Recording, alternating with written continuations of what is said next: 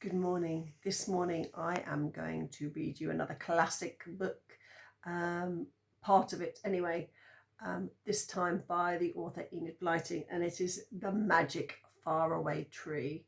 The Magic Faraway Tree is one of her more politically correct books, because some of them aren't very anymore, and tells of the adventures of some children who go to live in the country. I'm going to read you a little bit of chapter 2 of this book, which is the start of their adventures as they go off to explore the enchanted wood at the bottom of their garden. The children ate their breakfast quickly. Mother told them to make sandwiches for themselves and to take a small chocolate cake from the cupboard. "You can take some donuts too," she said, "and there are apples in that dish over there.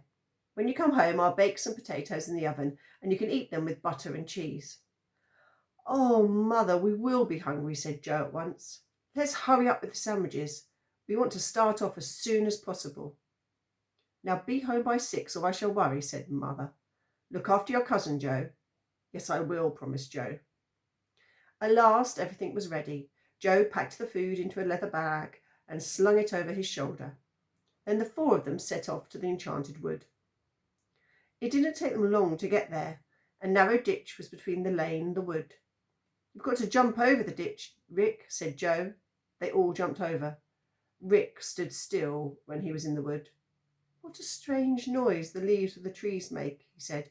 "It's as if they're talking to one another, telling secrets." "Whisher, whisher, whisher, whisher," whispered the trees. "They are telling secrets," said Beth. "And do you know, Rick, if the trees have any messages for us, we can hear it by pressing our left ears to the trunks of the trees. Then we really hear what they say." "Whisher, whisher, whisher, whisher," said the trees. "Come on," said Joe impatiently. "Let's go to the faraway tree." They all went on and soon came to the mysterious magic tree. Rick stared at it in great astonishment. "Wow, it's simply enormous," he said. "I've never seen such a big tree in all my life. And you can't possibly see the top. Goodness me. What kind of tree is it? It's got oak leaves, and yet it doesn't really seem like an oak." "It's a funny tree," said Beth. "It may grow acorns and oak leaves for a little way, and then suddenly you notice it's growing plums. Then another day it might grow apples or pears. You just never know. But it's all very exciting." "How do you climb it?" said Rick. "In the ordinary way?" "Well, we will today," said Joe, "because we want to show you our friends who live inside the tree. But sometimes there's a rope that's let down the tree, and we can go up easily with the help of that. Or sometimes Moonface lets down a cushion on the end of the rope and then pulls us up one by one." He swung himself up the tree and the others followed. After a bit, Rick gave a shout. "Wow, it's extraordinary. This tree is growing nuts. Now look."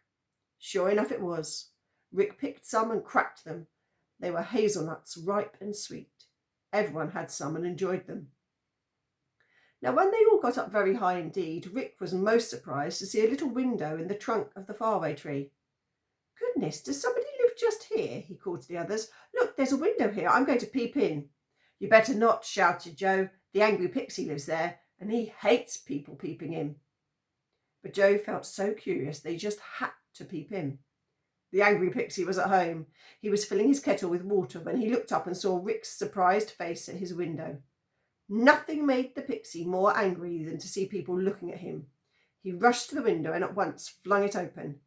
"Peeping again," he shouted. "It's too bad. All day and night people come peeping. Take that." He emptied the kettle of cold water all over poor Rick. Then he slammed his window and drew the curtains across. Joe, Beth and Franny couldn't help laughing. That's just a tiny taster of this brilliant book. If you enjoyed it, go out and give it a read.